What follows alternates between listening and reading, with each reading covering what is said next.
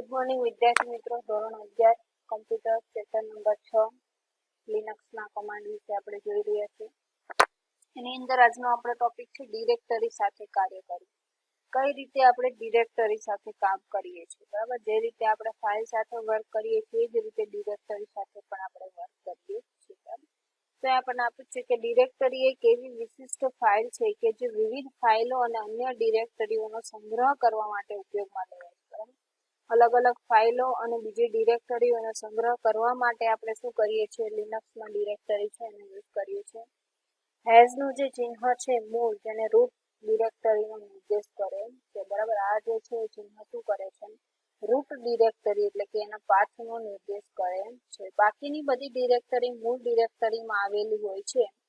તો ચાલો આપણે એના વિશે જોઈએ, બરાબર. બાકીની જે બીજી બધી છે ડિરેક્ટરીઓ કેમાં આવેલી હોય છે, મૂળ ડિરેક્ટરીમાં. સૌથી પહેલું છે હોમ ડિરેક્ટરી એટલે કે મૂળ ડિરેક્ટરી. તો ઉપયોગકર્તા જ્યારે સિસ્ટમમાં લોગઓન થાય છે ત્યારે લિનક્સ આપમેળે ઉપયોગકર્તાને હોમ ડિરેક્ટરીના નામે ઓળખાતી ડિરેક્ટરીમાં મૂકે છે, બરાબર. શું કરે છે, ઉપયોગકર્તાને હોમ ડિરેક્ટરી નામે ઓળખાતી જે મેઇન ડિરેક્ટરી છે એની અંદર જ એને શું કરે છે, મૂકે છે. જ્યારે ઉપયોગકર્તાનું ખાતું બનાવવામાં આવે ત્યારે તે સમયે તૈયાર કરવામાં આવે છે અને તે સામાન્ય રીતે પથ એટલે કે રસ્તો જેમ કે home/username હોય છે, બરાબર. શું કે છે એની અંદર મૂકે છે અને એના માટે જ્યારે પણ ઉપયોગકર્તાનું ખાતું બનાવવામાં આવે ત્યારે શું કરવામાં આવે, home/username એટલે કે વ્યક્તિનું જે નામ હોય ત્યાં એને શું કરવામાં આવે છે, ટાઈપ કરવામાં આવે છે અને ત્યાર પછી એને શું કરવામાં આવે છે, લોગિન નામ આપવામાં આવે છે. ઉદાહરણ તરીકે ધારો કે યુઝરનેમ હર્ષલ હોય તો એનું નામ શું કરવામાં આવે, home-હર્ષલ. તો એ શું થઈ ગયું, હોમ ડિરેક્ટરી હશે. જરૂર પડે તો આ પાથ બદલી શકાય છે. સામાન્ય રીતે વર્કિંગ ડિરેક્ટરી પથ હોમ નામના સિસ્ટમ ચલમાં સંગ્રહવામાં આવે છે. આપણે ઇકો કમાન્ડનો ઉપયોગ કરીને ડિરેક્ટરીની ઉલટ તપાસ કરી શકીએ છીએ, બરાબર. ડિરેક્ટરી જે આપણે બનાવી છે તપાસ કરવી હોય તો આપણે ઇકો કમાન્ડનો ઉપયોગ કરીને કરી શકીએ. કઈ રીતે, તો કે ઇકો એક સ્પેસ છોડીને $home લખેલું છે કેપ્સની અંદર. તો આ રીતે આપણે લખીને ટાઈપ કરીશું એટલે આપણને શું કરશે, એનું જે કંઈ પણ રૂટ હશે એટલે કે હોમ ડિરેક્ટરીમાં મૂળ રૂટ ડિરેક્ટરીમાં આવેલી હોય છે. એ જ રીતે home/administrator એ એડમિનિસ્ટ્રેટર નામના યુઝરનેમ નામની ડિરેક્ટરીમાં હોય છે, બરાબર. તો આ રીતે આપણને શું કરવામાં આવે છે, દર્શાવવામાં આવે છે, બરાબર. ઇન શોર્ટ અહીંયા શું છે કે જ્યારે પણ આ રીતનું કરવામાં આવે ત્યારે સંપૂર્ણ પાથને એમને મૂળ ડિરેક્ટરીના સંદર્ભમાં સ્થાન દર્શાવે છે અને એને બે ભાગમાં ડિવાઈડ કરવામાં આવે છે. અને પહેલું જે છે એનું મૂળ હોય છે કે જેને આપણે હોમ ડિરેક્ટરી કહીએ છીએ, બરાબર, હોમ ડિરેક્ટરીમાં. બીજી જે છે એને એડમિનિસ્ટ્રેટર નામના યુઝરનેમ ડિરેક્ટરીમાં આવેલી હોય છે. હવે છે ડિરેક્ટરીનો પથ જો બદલવો હોય તો બદલી શકાય, બરાબર. એટલે આપણે પથ એટલે કે એને જ્યાં સેવ કરવી હોય ત્યાં કરી શકાય છે. તો હોમ ITS UGL SVICS.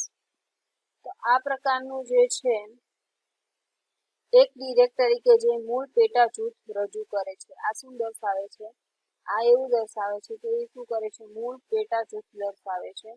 અને આ નામની પેટા ડિરેક્ટરીમાં છે જે વળી પાછું ITS એટલે કે એ ડિરેક્ટરી કે જૂથ રજૂ કરે છે, બરાબર. જે ડિરેક્ટરીમાં છે એ ડિરેક્ટરીનું જૂથ છે એ શું કરે છે, ITS દ્વારા રજૂ કરવામાં આવે છે. અને હોમ જે છે એ શું કરે છે, તો કે ડિરેક્ટરીને પોતાનો પૂર્વ નિર્ધારિત અર્થ છે એ દર્શાવે છે. એટલે આ જે છે શું દર્શાવે છે, ઉપયોગકર્તાની હોમ ડિરેક્ટરી છે. આ જે છે દર્શાવે છે કે એક ડિરેક્ટરી અથવા તો પેટા જૂથ છે એને રજૂ કરે છે. ITS પણ શું કરે છે, એ પણ એક ડિરેક્ટરી કે જૂથને રજૂ કરે છે. પેલી આ જે છે પેટા જૂથને રજૂ કરે છે, આ જૂથને રજૂ કરે છે. અને હોમ જે છે એ શું કરે છે, પોતાનો પૂર્વ નિર્ધારિત અર્થ હોય છે. હવે છે હાલના કામની ડિરેક્ટરી, અત્યારે જે કામ કરી રહ્યા છે એની ડિરેક્ટરી. તો સિસ્ટમમાં આપણે લોગિન થઈએ પછી આપણે જરૂરિયાત અનુસાર એક ડિરેક્ટરીમાંથી બીજી ડિરેક્ટરીમાં આવન જવન કરી શકીએ છીએ. પણ કોઈ એક સમય એકમાત્ર ગમે તે એક જ ડિરેક્ટરીમાં હોઈ શકે, બરાબર. એક સાથે બે ફાઇલમાં આપણે વર્ક કરી શકતા નથી. આવી જઈ શકીએ છીએ બંને ડિરેક્ટરી, પણ એક સાથે વર્ક કરી શકતા નથી. તો કોઈ ચોક્કસ ક્ષણે આપણે જે ડિરેક્ટરીમાં હોઈએ તે ડિરેક્ટરીને કરંટ ડિરેક્ટરી અથવા તો પ્રેઝન્ટ વર્કિંગ ડિરેક્ટરી તરીકે ઓળખવામાં. બરાબર, તો બે ડિરેક્ટરીમાં તમે વર્ક કરતા એમાં અત્યારે જે ડિરેક્ટરી વર્ક કરતા હોય એને શું કહેવાય? પ્રેઝન્ટ ડિરેક્ટરી અથવા તો હાલની ડિરેક્ટરી કહેવામાં આવે. અત્યારે હાલ આપણે કઈ ડિરેક્ટરીમાં કાર્ય કરી રહ્યા છીએ તેને કરંટ ડિરેક્ટરી જાણવા માટે આપણે એને pwd કમાન્ડનો ઉપયોગ કરી શકીએ. બરાબર, પાસવર્ડ અલગ છે અને pwd અલગ છે. પ્રેઝન્ટ વર્કિંગ ડિરેક્ટરી, pwd એટલે પ્રેઝન્ટ વર્કિંગ ડિરેક્ટરી. બરાબર, તો pwd આપશો એટલે તમને જે કરંટ હશે એ તમને શું કરશે? બતાવશે. હવે છે નવી ડિરેક્ટરી બનાવવી. નવી ડિરેક્ટરી બનાવવી તો mkdir મેક ડાયરેક્ટરી એનું શોર્ટ ફોર્મ છે. બરાબર, આ કમાન્ડ આપશો એટલે તમારી નવી ડિરેક્ટરી આવી જશે. અહીંયા તમારે સબ્જેક્ટનું નામ લખવાનું. સબ્જેક્ટની અંદર તમે તમારું નામ લખી શકો છો. તમે જે કંઈ પણ વર્ક કરી રહ્યા છો ને તે ફાઇલનું નામ લખીને તમે એન્ટર આપશો એટલે તમારી નવી ડિરેક્ટરી છે એ બની ગઈ. હવે એવું કહે છે કે કમાન્ડ લાઇન ઇન્ટરફેસની સામે GUI ની શક્તિ એ એવી લવચિકતા એટલે કે ફ્લેક્સિબિલિટીમાં રાખેલી હોય છે કે જે આપણે GUI નો ઉપયોગ કરીને ડિરેક્ટરી બનાવીએ તો એક સમયે માત્ર એક જ ડિરેક્ટરી બનાવી શકીએ, જ્યારે કમાન્ડ પ્રોમ્પ્ટ પર એક જ મેક ડાયરેક્ટરી કમાન્ડ આપીને એક સાથે અનેક ડિરેક્ટરી બનાવી શકાય છે. એટલે કમાન્ડ પ્રોમ્પ્ટની અંદર આપણે એક સાથે અનેક ડિરેક્ટરી બનાવી શકાય છે mkdir ડાયરેક્ટરી આપીને. જ્યારે GN નો યુઝ કરશું તો એક સમયે માત્ર એક જ ડિરેક્ટરી આપણે બનાવી શકીએ. બરાબર,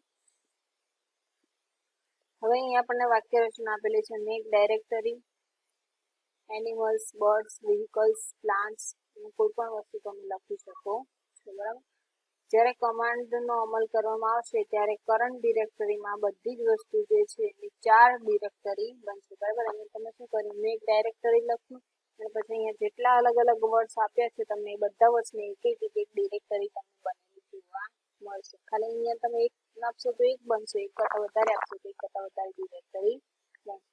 હવે શું કહે છે? ડિરેક્ટરીને બદલવી, ડિરેક્ટરીને ચેન્જ કરી શકે. તો જ્યારે આપણે કોઈ પણ ડેટાને કોઈ ચોક્કસ ડિરેક્ટરીની અંદર સંગ્રહવાની જરૂર પડે ત્યારે તેમાં તે કિસ્સામાં સૌથી પહેલા આવી એક ચોક્કસ ડિરેક્ટરી કરંટ ડિરેક્ટરી બનાવવી પડે. શું કહે છે? તમારે જે ડેટા છે એની અંદર ચેન્જ કરવો હોય તો એના પહેલા સૌથી પહેલા તમારે શું કરવું? કરંટ ડિરેક્ટરી બનાવવી પડે. હવે શું કરવાનું? cp કમાન્ડનો ઉપયોગ કરીને આપણે કોઈ ચોક્કસ ડિરેક્ટરીમાં જઈ શકીએ છીએ. બરાબર, આપણે cp કમાન્ડનો ઉપયોગ કરીને એક ડિરેક્ટરીમાં જઈ પણ શકીએ છીએ અને બદલી પણ શકીએ. તો ચાલો સબ્જેક્ટ નામની ડિરેક્ટરીમાં મેથ્સ, સાયન્સ કે ઇકોનોમિક્સ નામની ડિરેક્ટરી બનાવવાનો પ્રયત્ન કરો. હવે સબ્જેક્ટની જે ડિરેક્ટરી આપણે નામ આપ્યું તેની જગ્યાએ હવે શું કરવાનું? મેથ્સ, સાયન્સ અથવા ઇકોનોમિક્સ એ રીતની આપણે ડિરેક્ટરી બનાવવાની છે. તો શું કરીશું? સીડી સબ્જેક્ટ. આજે આપણે એમાં મેક ડાયરેક્ટરીની અંદર હતા એમાં સબ્જેક્ટ વાળું હતું તો હવે સીડી સબ્જેક્ટ આપવાનું છે. ત્યાર પછી આવશે પ્રેઝન્ટ વર્કિંગ ડાયરેક્ટરી. ત્યાર પછી આપણે એનો પાથ આવશે હોમ એડમિનિસ્ટ્રેટર સબ્જેક્ટ. હવે અહીંયા આટલું આવ્યા પછી આપણે શું કરવાનું છે? આ આપોઆપ આવી જશે, આપણે આપવાનું. હવે મેક ડાયરેક્ટરીની બાજુમાં આપણે મેથ્સ, સાયન્સ અને ઇકોનોમિક્સ લખ્યું એટલે આ ત્રણ પ્રકારની છે ડાયરેક્ટરી છે બની જશે. સબ્જેક્ટ ડાયરેક્ટરી છે એની જગ્યાએ 3 ડાયરેક્ટરી આપણને પાછી બનેલી જોવા મળશે. બરાબર, હવે શું કહે છે કે એડમિનિસ્ટ્રેશન યુઝરનેમ એડમિનિસ્ટ્રેશન છે ફરીથી એડમિનિસ્ટ્રેશન ડિરેક્ટરીમાં પાછા જવા માટે ફરીથી આપણે એડમિનિસ્ટ્રેશન ડિરેક્ટરીમાં પાછું જઈએ. આ 3 ડાયરેક્ટરી આની અંદર બની છે. આ મેઇન ડાયરેક્ટરી છે, એની અંદર 3 ડાયરેક્ટરી બની છે. હવે આપણે મેઇન ડાયરેક્ટરીમાં પાછા જવું તો C D one space double ડોટ્સનું symbol આપીશું આપણે એટલે મૂળ ડાયરેક્ટરીમાં શું કરી શકીશું? પાછા જઈ શકીશું. બરાબર, એટલે કે એ શું છે? પેરેન્ટ ડાયરેક્ટરી ફાધર્સ છે એટલે કે સબ્જેક્ટની અંદર આપણે 3 ડાયરેક્ટરી બનાવી તો સબ્જેક્ટ વાળી જે છે એ પેરેન્ટ ડાયરેક્ટરી છે એનો નિર્દેશ કરે છે. અને ખાસ નોંધ લેશો કે સીડી કમાન્ડ અને બે મીંડાની નિશાનીની વચ્ચે એક અક્ષર જેટલી જગ્યા રાખવી જરૂરી છે એટલે કે એક સ્પેસ હોવી જરૂરી છે. બરાબર, તો અહીંયા સબ્જેક્ટ પછી તમે હવે જો ઇકોનોમિક્સની ડિક્શનરીમાં કામ કરી રહ્યા હશો ડિરેક્ટરીમાં તો હવે તમને પાથ કયો બતાવશે? હોમ એડમિનિસ્ટ્રેટર સબ્જેક્ટ અને ઇકોનોમિક્સ. બરાબર, આ રીતે દર્શાવો. હવે શું કહે છે કે સીડી કમાન્ડનો ઉપયોગ કરીને આપણે શું કરી શકીએ? હોમ ડિરેક્ટરીમાં પાછા આવવા માટે આપણે નીચે દર્શાવેલ 2 વાર કમાન્ડ આપી શકીએ. વધારેમાં વધારે 2 વાર કમાન્ડ આપણે આપી શકીએ. પહેલા ઇકોનોમિક્સમાં ગયા પછી સીડી કમાન્ડ આપ્યો, ફરીથી સીડી કમાન્ડ આપ્યો. આવું જો કરીએ તો શું થશે કે m સ્તર સુધી ડિરેક્ટરીમાં અંદર ગયા હોઈશું તો આપણે m વખત cd કમાન્ડનો ઉપયોગ કરવો પડશે. એના બદલે cd કમાન્ડનો ઉપયોગ એક જ વાર કરવા માટેનો વૈકલ્પિક ઉપાય નીચે મુજબ છે. બરાબર, એક જ વાર જો તમારે 2 વખત યુઝ ના કરવો હોય, પહેલા એક વખત કરો તો ઇકોનોમિક્સમાં આવો, પછી તમે સબ્જેક્ટમાં આવો, એવું ના કરવું હોય તો ડાયરેક્ટ આપણે શું કરવાનું છે, cd ડબલ મીંડા સ્લેશ ડબલ મીંડા આ કમાન્ડ આપણે આપીશું એટલે ડાયરેક્ટ શું થઈ જઈશું, પાછા આવી જઈશું. હવે અહીંયા આપે છે કે cd કમાન્ડના ઉપયોગના વર્ણન સાથેના કેટલાક ઉદાહરણો. cd કમાન્ડ પછી તમે અલગ અલગ સિમ્બોલ આપશે તો તમને શું પરિણામ મળશે અથવા તો એ શું કાર્ય કરે છે. તો કે છે સૌથી પહેલું cd પછી એક સ્પેસ છોડીને તમે ટિલ્ડનું સિમ્બોલ દર્શાવશો, હેશ દર્શાવશો અને ડેસ્કટોપ લખશો તો એ શું કરવામાં આવતું કાર્ય છે. આનાથી શું કાર્ય થશે તો કે કોઈ પણ કરંટ પથમાંથી એટલે કે home, user name, desktop directory બદલે છે અને અહીં ટિલ્ડ ચિહ્ન ઉપયોગકર્તાની હોમ ડિરેક્ટરી દર્શાવે. બરાબર, હોમ ડિરેક્ટરી જે છે ડેસ્કટોપની અંદર એને અહીંયા શું કરવાનું કહે છે, બદલવાનું કાર્ય કરે છે. cd સ્લેશ કમાન્ડ જે છે હાલના પથની ડિરેક્ટરી બદલી અને રૂટ ડિરેક્ટરીમાં જશે. બરાબર, અત્યારનો જે પથ છે એને બદલીને રૂટ ડિરેક્ટરીમાં જવા દેશે. cd હાલના પથ પરથી હોમ ડિરેક્ટરીમાં ડિરેક્ટરી બદલશે. બરાબર, હોમ ડિરેક્ટરી છે એની અંદર ડિરેક્ટરી ચેન્જ કરશે. ડેશ હશે તો અગાઉ બદલેલી ડિરેક્ટરીમાં ડિરેક્ટરી બદલશે. પહેલા જે ડિરેક્ટરી તમે યુઝ કરી હતી એની અંદરની જે ડિરેક્ટરી હશે એને બદલશે. cd where www તો આ ડિરેક્ટરી બદલીને સીધા વેરિયેબલ ડિરેક્ટરીની અંદર આવેલી www ડિરેક્ટરીમાં પહોંચે છે. જ્યારે આપણને આખો પથ બહાર ખબર હોય ત્યારે આ ખૂબ જ ઉપયોગી છે. જ્યારે આપણને પૂરેપૂરો પથ ખબર હોય ત્યારે જ આપણે એને વધારે સારો ઉપયોગ કરી શકીએ છીએ. હવે ડિરેક્ટરી તમે બનાવી તો દીધી પણ હવે એને શું કરવું છે, રિમૂવ કરવું છે. રિમૂવ ડિરેક્ટરી એટલે કે કાઢી નાખવી છે.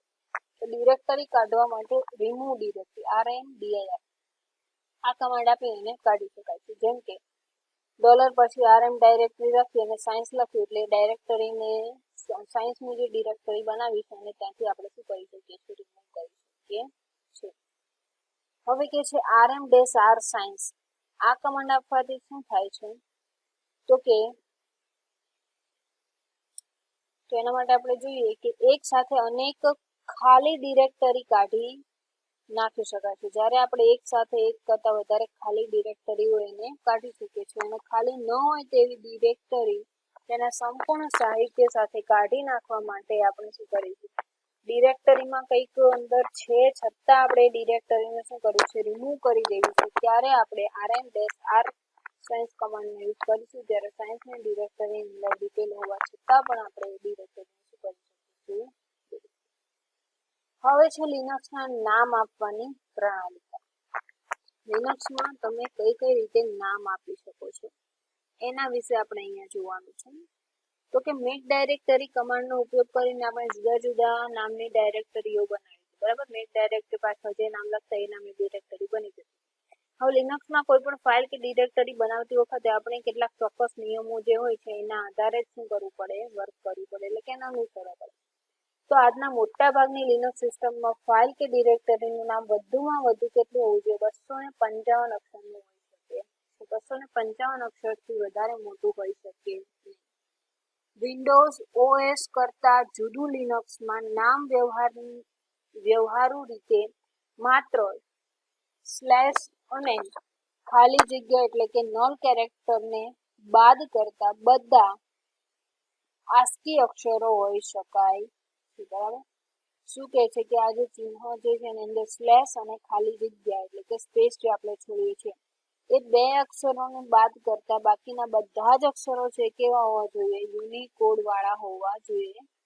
ASCII.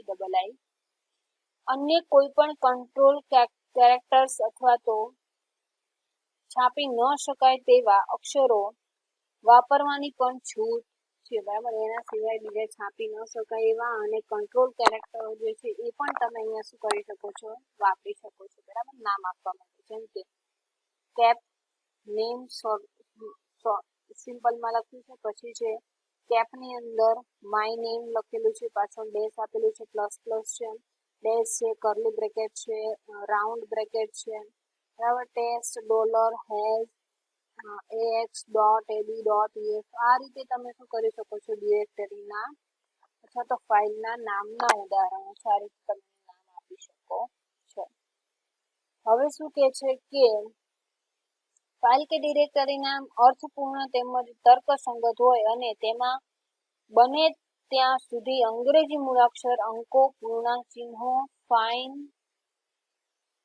હાઇફન એટલે કે ડેશ અને નીચે લીટી એટલે કે અંડરસ્કોર નો ઉપયોગ કરવો. બરાબર.